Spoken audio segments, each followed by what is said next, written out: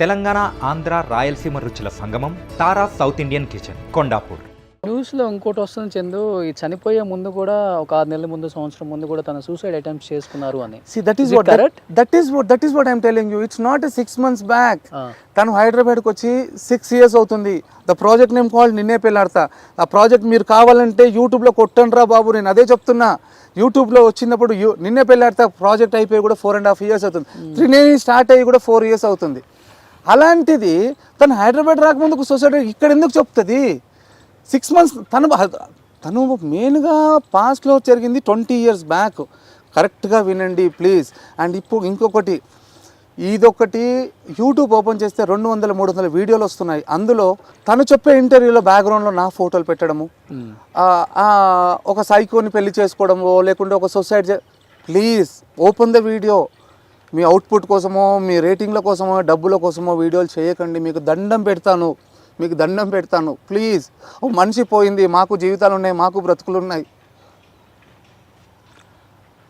ఇప్పుడు ఏంటి అంటే ఇప్పుడు నీ హెల్త్ గురించి ఏం చెప్పారు చంద్ర? అంటే ఫ్రాంక్గా చెప్పాలంటే టిల్ నౌ నేను ఇంకా ఎంఆర్ఐ స్కాన్ అదంతా చేయించలేదు. I'm not in a mood. నాకు ఇదంతా చిన్నగా అనిపిస్తుంది. నాకు మెయిన్గా నాకు ఇక్కడ అదే పెయిన్ ఎక్కువ ఉంది. ఇంకా నెక్స్ట్ స్టెప్ ఏంటో నాకు తెలీదు. Maybe you may get a good news soon. So నిజంగా ధైర్యంగా ఉండి చందు ఈ టైంలో.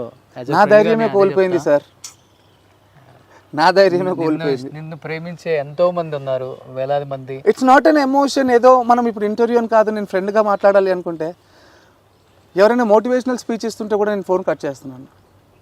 నాకు వద్దు, ఫోన్ చేసి నాకు మోటివేషనల్ వద్దు. నాకు తను ధైర్యం.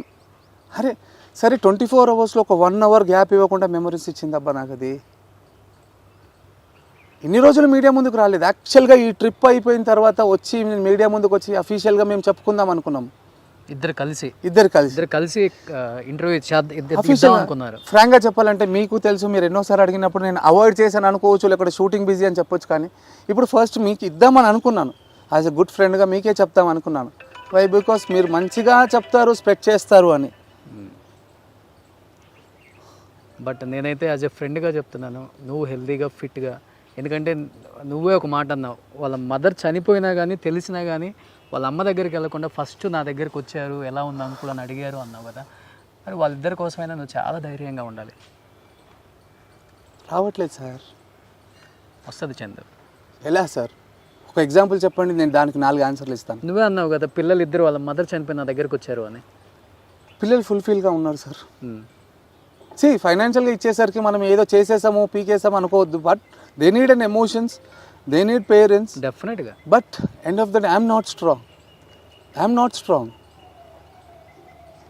సార్. 2.5-3 days అవుతుంది సార్ యాక్సిడెంట్ అయ్యి. నేను ఇప్పటివరకు మధ్యలో హాస్పిటల్ నుంచి బయటకు వచ్చి తనని అంబులెన్స్లో తీసుకెళ్ళి కార్యక్రమం చేసుకొని బయటకు వచ్చాను. బట్ నేను ఎందుకు వెళ్ళాలి అనే క్వశ్చన్లో ఉన్నా. అండ్ ఏదో చెప్పడము, ఆర్టిస్ట్గా నటించడం పక్కన పెడితే యాజ్ ఎ బ్రదర్గా చెప్పాలంటే 10-15 minutes నేను అన్కాన్షియస్ అవుతున్నాను. బట్ ప్లీజ్ ఇఫ్ పాసిబుల్ నా పవిని తీసుకురండి.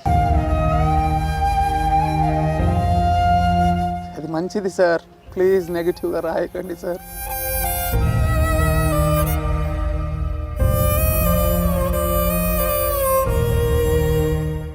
నిజం చెప్తున్నాను, నన్ను తీసుకెళ్ళినా అయిపోయేది ఆ దేవుడు. నేనుండి వేస్ట్ ఇన్ ద. సో ఇప్పుడు మీకు చూస్తే అర్థం అవుతుంది మేము ఎక్కడ ఏ లొకేషన్లో ఉన్నామో. అంటే తను ఎలాంటి పరిస్థితుల్లో ఉంటే నేను ఇక్కడికి వచ్చానో ఒకసారి అర్థం చేసుకోండి. నెగిటివ్గా స్ప్రెడ్ చేసేవాళ్ళు ఎవరు కూడా నెగిటివ్గా స్ప్రెడ్ చేయొద్దు. ఫస్ట్ ఆఫ్ ఆల్ ఎవరికైనా ఫ్యామిలీస్ ఉంటాయి, వాళ్ళకి ఒక మనసు ఉంటుంది. ఆ బాధలు ఏంటో, ఆ ఫీలింగ్స్ ఏంటో కష్టంలో ఉన్న వాళ్ళకి మాత్రమే తెలుస్తుంది.